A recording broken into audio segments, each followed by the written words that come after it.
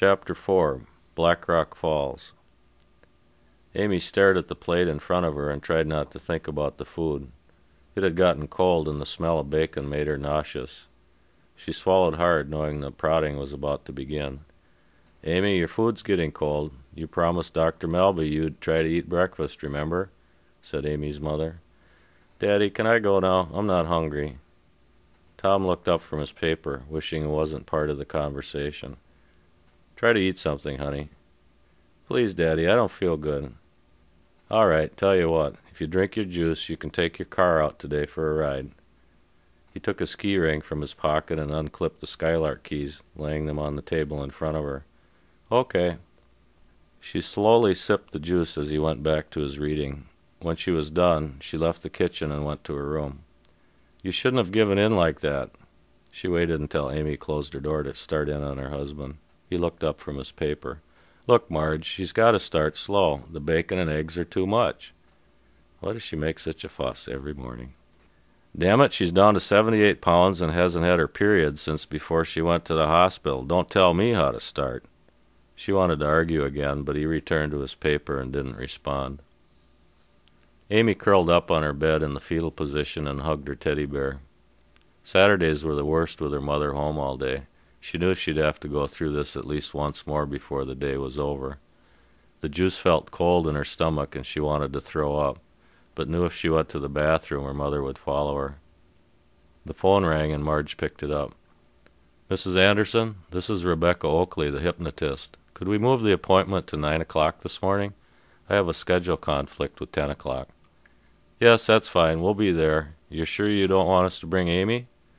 Rebecca hesitated. "Normally I would ask the parents and the child to the follow-up, but in this case I feel it's best we start with just you and your husband." After she hung up, Marge told Tom about the time change and went to Amy's room. She knocked and entered without waiting, then sat on the bed and stroked Amy's hair. The ravages of her self-imposed starvation had first taken its toll on her once thick and radiant locks. Now it was fine and straight, with a dull appearance, and there were small patches missing by her ears. Marge stared at her and saw herself at 16, only the pain was different. Why can't it be boys or school cliques? Those things she could understand, could help her with. But this was so unreal, so unknowable. "Honey, Daddy and I have got to see Miss Oakley in a bit. We'll be home in a few hours. Do you want to get a perm at the mall when I get back?" "No, that's okay. I think I'll go over to Jane's for a while." Jane was gone for the weekend, but she didn't want to be with anyone. "Well, we'll go to the mall after you get back. Summer vacation's almost over. Wouldn't it be nice to go back to school with a pretty hairdo?" Marge's questions were always rhetorical. She had no intention of letting Amy lay around all day. She pried Tom away from the paper and they left for their appointment. As they were leaving, she put the Skylark keys on the refrigerator where Amy couldn't see them, but Tom made an excuse to go back in the house and put them back on the table before he went out again. As they drove along, his mind drifted from the article in the paper he had been reading and caught up with what they were doing. Why doesn't this woman have an office anyway? "I told you, she does this for a hobby. She used to be a child psychologist, and now she's a county social worker." Why doesn't he pay attention? "Well, it seems a long shot to me. If all those doctors and shrinks at the clinic can't help her, how's this woman supposed to? And insurance doesn't cover this either." "She moved here from out east a few years ago. Betty at our bridge club said she was very successful there. She helped Roger quit smoking and helped Julia's daughter with her migraines, remember?" "Well, that could be, but I don't see any change." "It's only been since Wednesday night. Let's see what she has to say." "How much is this going to cost?" he said. They pulled into her driveway as Marge gave him a blank look. "Who cares, you cheapskate?" Rebecca ushered them into her den and shut the door. Although she told Marge the procedure when she dropped Amy off last Wednesday, she explained to them again for Tom's benefit that hypnosis could uncover forgotten events in the past that may affect current behavior. If the event is identified, then counseling will usually help the person face their past trauma and overcome it. She advanced the tape past the initial procedure and started the machine. "Go back in time when you liked to eat." "I never liked to eat." "All right, let's go back to when eating really bothered you more than before. Think real hard. You're a young girl. There's a plate of food in front of you. Yes, it has spaghetti on it. Good, a plate of spaghetti. Where are you, Amy? I'm not sure. I think I'm in the school cafeteria. Look down at your hands and then look at your dress. What do you see? Yes, it's my blue dress. Wait, Mrs. Peterson is standing by the serving line. I'm in first grade. That's good, you're in first grade. Now look at the plate again. Why does the spaghetti bother you, Amy? That boy is staring at me. Why does that bother you?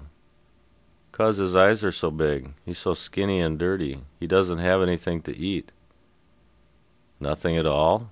Does he have a lunch bag? Look close. No, he never has lunch. His mommy hits him after school. I tried not to sit by him, but there wasn't any place else to sit. I'm eating and he's hungry. What are you doing now? I'm giving him my plate. He's pushing it back. He won't take it. He won't take it. She starts to cry softly. It's okay, Amy, it's okay. You're just watching. It's just like a movie. You're not there now. She stopped crying. Let's go back further when your food bothered you again. Long pause. Yes, it's warm in here. So quiet. I'm swimming. She starts to suck her thumb. Look at your hands, Amy. Where are you? I'm in Mommy's tummy. In Mommy's tummy, that's good. Look at the food now. What do you see? There's a cord in my tummy. There's food in it. I don't want that food. What's that noise? Why does it thump like that? She starts to squirm in the chair, pulling herself into a fetal position. It's okay, Amy. You're just watching. Listen close. Listen to the noise. What do you hear? It's Mommy's heart. It's beating. And the food. It comes in the cord. It's pulsing. Every time Mommy's heart beats, it comes. I don't want the food. I don't want the food. Stop. Please stop. She whimpers. That's okay. Lay still in Mommy's tummy. Why don't you want the food, Amy? Amy, why don't you want the food? That little girl, she's staring at me. Look at your hands, Amy. Look at your hands and then look around. Where are you? Yes, I'm by a fence. It's full of barbed wire. The little girl, she's staring at me from the other side of the fence. Her eyes are so green and so sad. What's she doing there? She should be in the barracks. Amy, look at yourself. Who are you? I'm a guard. Yes, I have a gun on my shoulder. There's a bracelet on my wrist. My name is Gerhard something and... Tom stood suddenly. Now wait a minute, that's enough. Turn that damn thing off. He stared red-faced at Rebecca as she stopped the tape, then turned to Marge. Let's go, I've had enough. Please, Mr. Anderson, she interrupted. Sit down. Look, I don't believe this stuff. I told Marge I didn't think this was a good idea. He remained standing, motioning to his wife that it was time to leave. Wait, please. She was stern. Your wife gave me a copy of Amy's records. She may die if something isn't done soon. You know it, and I know it. He hesitated. Please sit down and give me 5 minutes. If you want to go after that, fine. He sat down, wishing he never had gotten talked into this. Now, it doesn't matter what you or I think about this. All that matters is that deep in Amy's mind she believes this. And if she believes some soldier at a barbed wire fence is the source of her aversion to eating, we can start there and deal with the problem. But why did she say those things? Did you fill her head with that kind of nonsense before you hypnotized her? We're Lutherans, for God's sakes. No, I didn't, and I must tell you, 2 years ago a woman sued me for the trauma of false memory. She claimed I led her to believe what she had recalled was true when her family claimed the memory was a lie. I quit my practice over that, and now I only do this on the side to help people. So these memories are just made up? Then what's the sense of even doing this? I didn't say that. I said it doesn't matter. No one can prove or disprove Amy was a soldier once. Memory about her past is at best unreliable and subject to subtle influences by the questioner. I'd be a fool to tell you memories of a past life are any more reliable. She looked him in the eye. I want this perfectly clear. Amy brought up all those stories on her own. You heard the way I asked her questions on the tape. Do you think I talked her into saying those things? No, I don't. He turned to his wife. He didn't know what else to say, and he was getting a headache. "You take over. This is your idea." "So how can this help?" said Marge. Rebecca was right, but no one had said it before. Amy was dying. "Let's get on with this. I'll try anything. Let's listen to the rest of the tape so you can understand what I have to tell you. If we find out her reasons for not eating, then we can help her. Her treatment hasn't worked because she's anorexic for reasons no one has understood." Marge nodded her head as Tom stared at the floor. Rebecca started the tape again. "I'm eating a sandwich I had in my pocket." "Why is the little girl staring at you?" "She's hungry. She's starving. Yes, she's dying. She wants my sandwich." "Amy, can you tell me where this place is and what's happening?" "Yes, this is a camp where people die. There's a sign over the gate, but I can't make out the words. It starts with a B, I think." She squints. "Brüher something. It's dark out. It's in German." "Yes, it's German. The fatherland's at war. I'm guarding the fence around the camp." "What are you doing now?"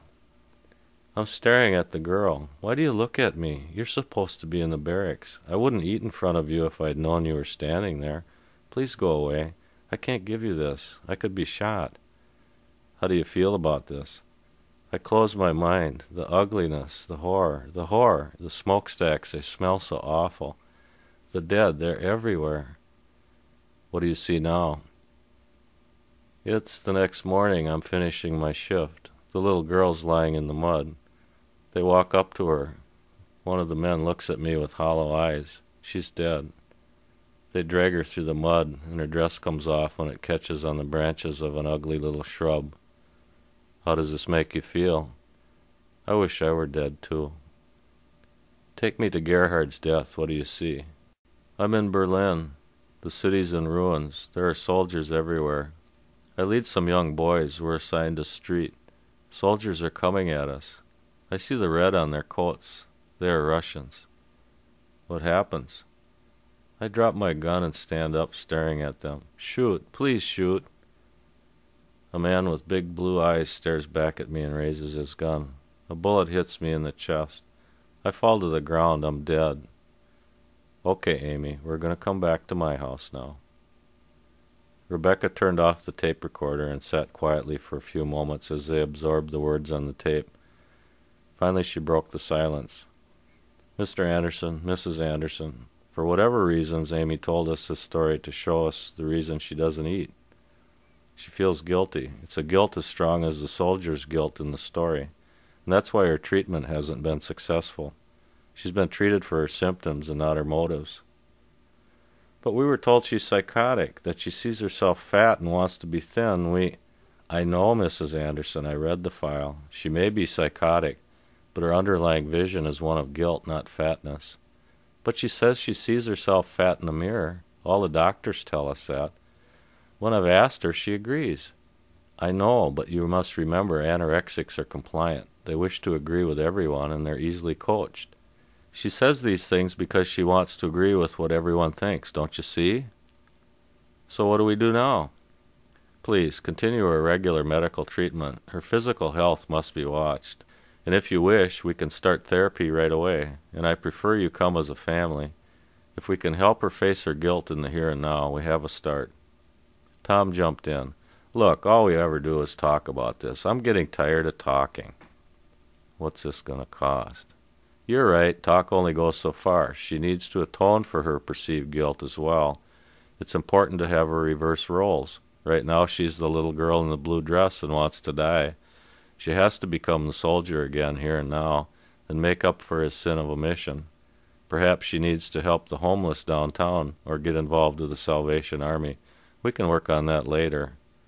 "Does Amy know what she said about the soldier and the other things?" asked Marge. "No, before she woke up I told her not to remember until I tell her to. It's important we all agree to work with her on this memory before she recalls it.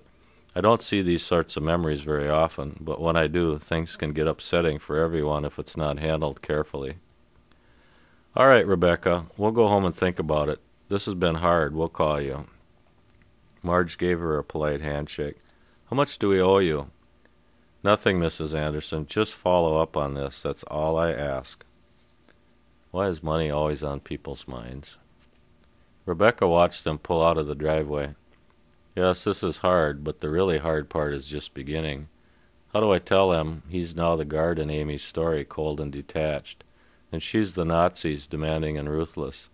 And if I don't tell him, how will I ever get them to change their behavior? How do I convince them to quit enabling the story day by day in Amy's subconscious mind? They're good people and well-intentioned, but so blind to their part in this. She had read the reports and knew, just as the therapist who wrote them, that anorexia usually requires a threesome, and this was a classic case. Detached father with domineering mother. Had either of them simply hugged her lately? Really hugged her? Please call back. Soon. I've got a bad feeling about this. Tom and Marge were quiet in the car. He thought about the tape as he drove along. She must have gotten the idea from a book, or maybe in history class. Was there a movie she saw? Kids these days watch too many R-rated movies. I think I'll cancel the premium channels on TV. What else could it be? His headache got worse.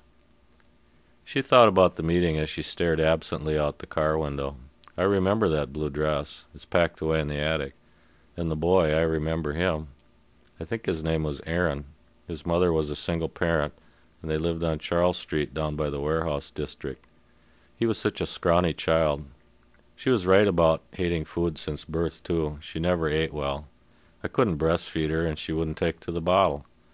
She was always below the low end of the weight charts. The doctors said she'd eat when she was hungry, but she never was. And the thing with the soldier, I remember my mother talking with her friends about things like that. They had a book. What was its name? Brady something. But that was over 30 years ago. I don't know. I just don't know. As they drove along, neither of them had heard what Rebecca said. It didn't matter if her memories were true or not. It only mattered that Amy believed it. But like most people, they thought in their own terms, and had no idea other people might think differently than them. So before they pulled in the driveway, he was thinking about the article in the paper he was reading at breakfast, and she was thinking about what kind of permanent Amy would look good in. When her parents left for the appointment, Amy went into the bathroom and tried to throw up, but it was too late. Her body's self-preservation instincts had long ago learned to pass quickly whatever meager food that entered her stomach into her colon, even before the acids were broken down. That's why she invariably got cramps whenever she ate, and could only dry heave if she waited too long. After that, she watched an old movie on the Classics channel, and had meant to leave the house before they got back, but fell asleep on the couch. Tom and Marge came in the house and went their separate ways without speaking. He went out to mow the grass as Marge cleaned the kitchen. As she fixed sandwiches for lunch, it was quiet except for the low hum of the lawnmower filtering through the open kitchen window, and the sound of the TV coming from the living room. She put the Skylark keys back on the refrigerator and set the table, wishing Tom had never bought that car for Amy's 16th birthday. She was too sick to be driving around. She called Tom to lunch and went to wake Amy. As he was washing up at the sink, Amy sat at the table and rubbed her sleepy eyes. No one had said a word since they had come home, and the silence was appreciated by all of them, even Marge. "Honey, I made your favorite, peanut butter and banana sandwiches, and I picked some fresh strawberries up at the market." She put the food on the table, then nervously busied herself at the counter. "Thanks, Mom." She put a sandwich and 4 berries on her plate. Marge watched without looking. They made small talk, trying not to be the first to start the inevitable food argument, while Tom read his paper. Whenever Marge turned her back or looked away, Amy ripped pieces from the sandwich and stuck them in her blouse shirt front as she pretended to eat. After that, she hid the strawberries. When their little game was over, Amy had eaten 2 bites of the sandwich and a half a berry. The rest was in her shirt. She took a few sips of milk and went back to the couch, soggy shirt and all. She couldn't go to the bathroom right away, so she waited patiently for her mother to busy herself around the house, watching for a chance to dump her stash down the toilet. Tom went out to finish mowing the lawn, and Marge cleaned up, pleased that Amy ate so well. When she was done, she went to the living room. "Let's go to the mall and get that pretty hairdo." Mom, please. I told Jane I'd be over in a little while. No, you can see her later. Let's go. There was no sense arguing. Her mother always won. Besides, she was too tired to resist. Amy went to the garage entryway to put on her tennis shoes as the mower sputtered to a halt in the yard. Tom clattered around the garage for a few moments, then burst through the door, sweaty and irritated. Marge, did Wallen's kid borrow the gas can last week and forget to bring it back? No, I don't. Amy collapsed to the floor as she stood after tying her shoes. What the? Amy, you all right?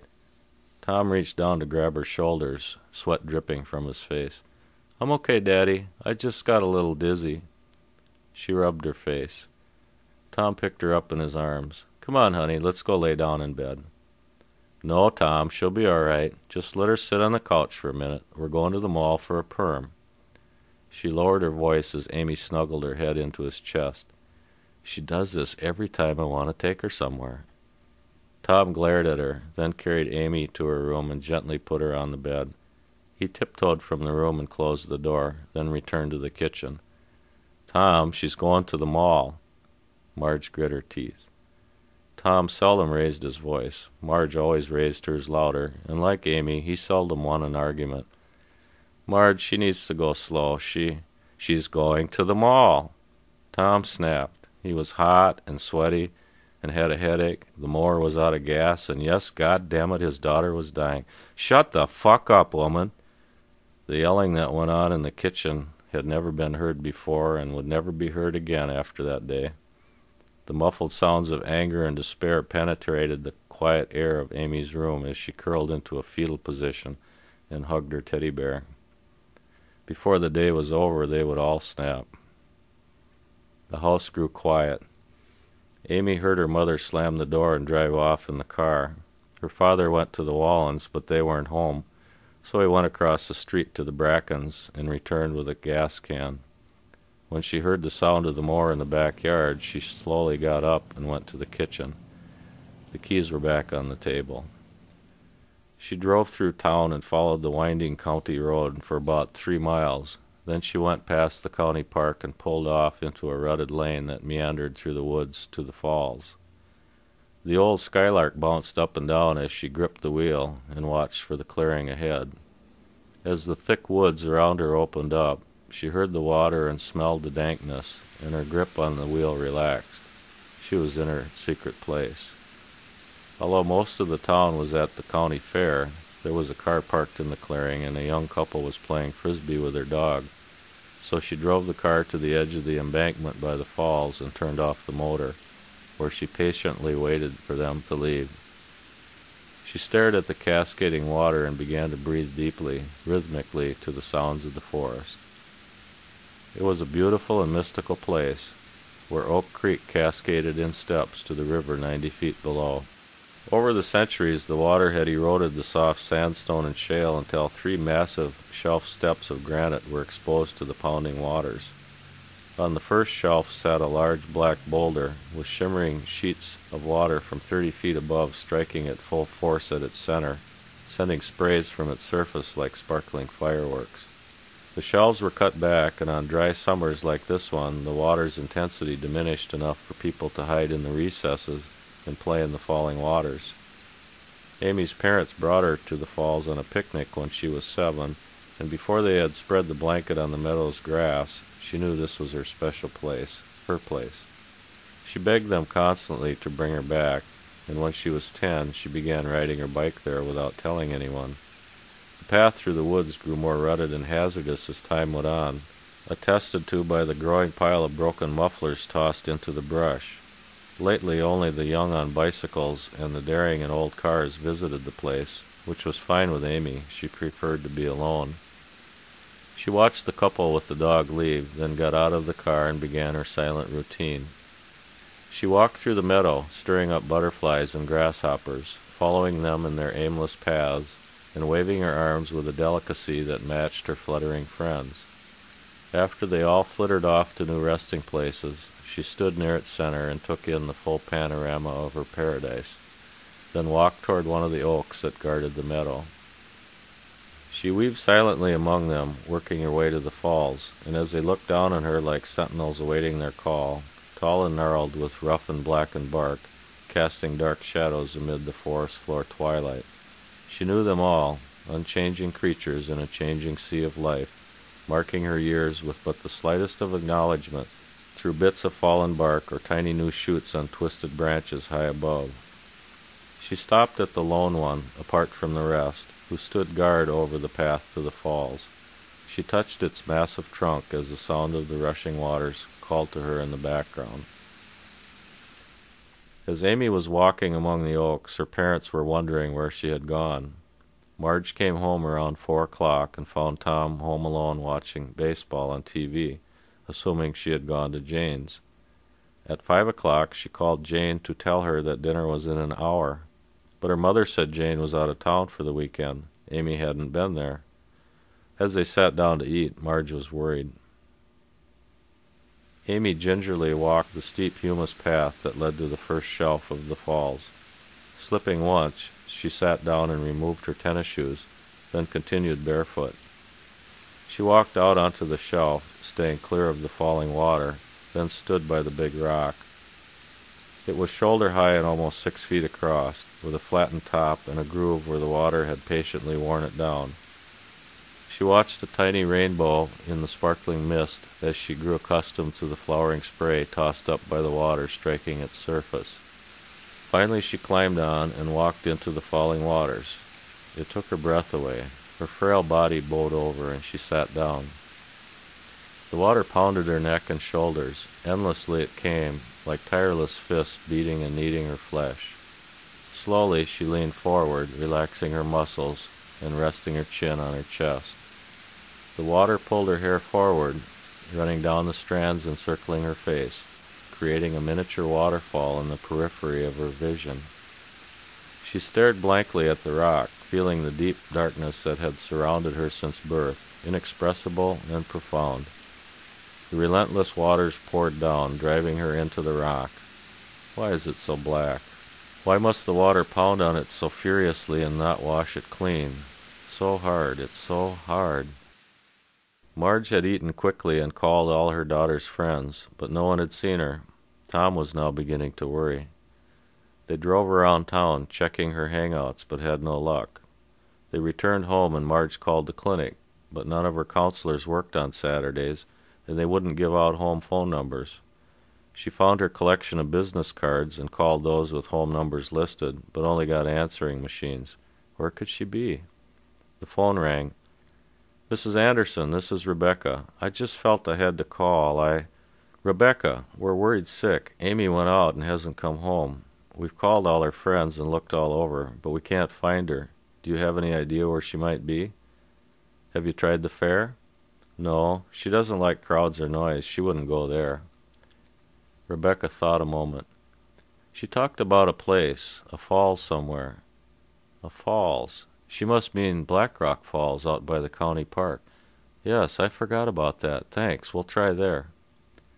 "Mrs. Anderson, please. I don't know where that is. Could you pick me up? I want to go with." It was on the way. Marge agreed, and they rushed out the door. The waters pounded. Her thoughts left her. Only the water and the rock spoke in silent words. The bits of sandwich in her shirt formed a pulpy mass and stuck to her sunken stomach, while the strawberries stained her shirt a bright red. She sighed weakly. It was time. She stood and climbed down, shaking and drenched to the bone.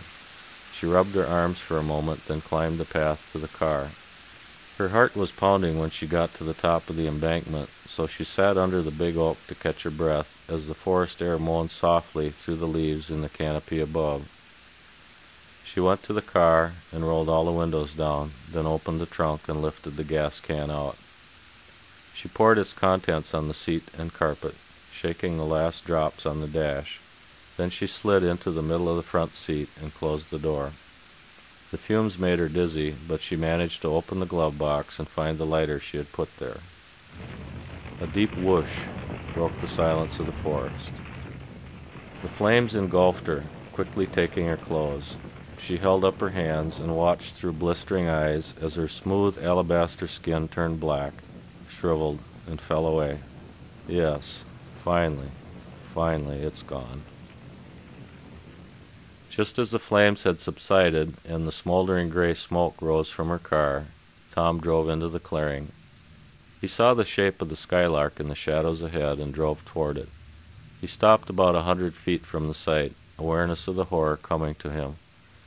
"Tom, is it—" They bolted from the car, doors ajar, as Rebecca stared from the back seat. They ran, staggered to a walk, then stood motionless about 30 feet away, breathing hard. "Tom!" she screamed. "Oh, Tom, our baby, our baby!" She collapsed to the ground and lay crumpled as Tom stood slack-jawed. Behind the burned wreckage, a pale sunlight reflected from the sparkling falls, silhouetting the charred remains of his daughter. Rebecca sat in the car, her weeping muffled by the roar of the water. And a silence fell. The waters left, replaced by a gray, knotted sky with no horizon.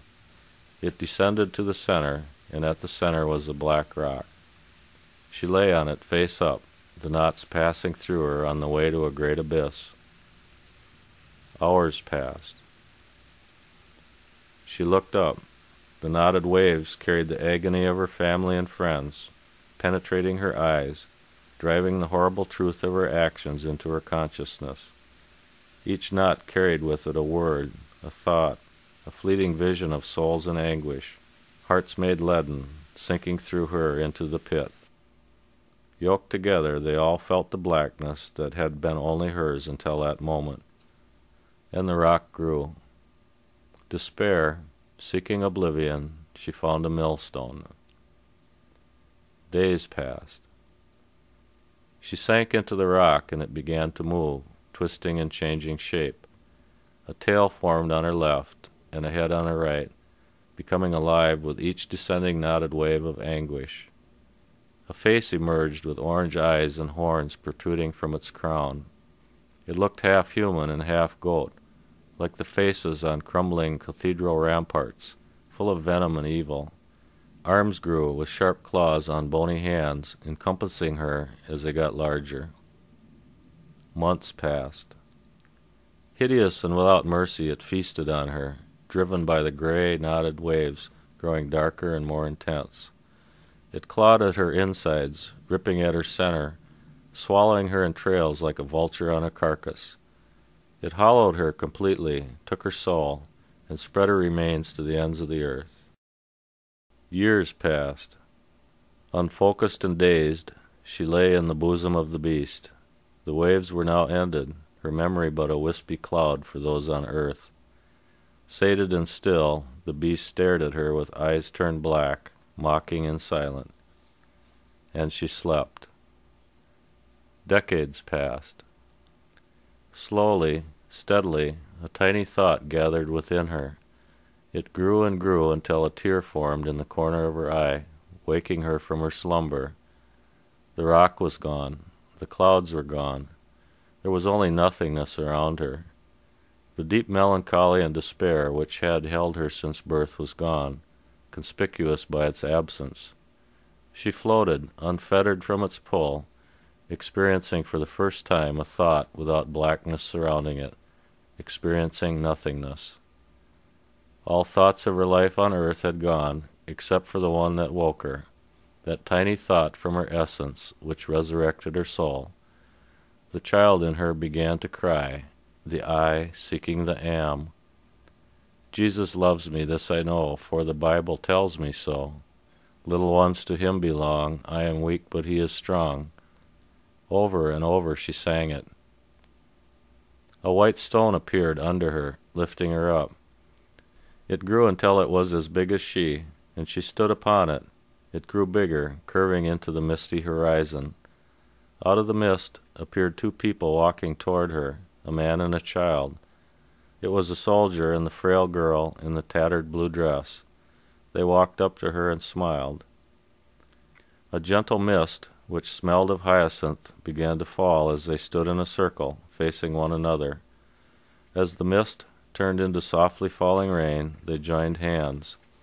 The rain began to bathe them in a glowing light, and they embraced, pulling themselves together tighter and tighter as the light glowed brighter. and the rain sparkled and danced among them like joyful children, washing them clean, removing all spot and blemish. Their clothes melted away, revealing radiant and glowing robes. A giant willow tree began to grow in their midst. Its roots pushed deeper and deeper into the rock as its branches spread higher and higher into the skies. A rainbow began to form over their heads in the branches of the tree, as the water which cleansed them fell to the rock and gathered in a pool near their feet. They looked up and became one. A singular smile broke out on her face, and she laughed a joyful laugh, heard to the ends of the universe. And at that moment she was hungry.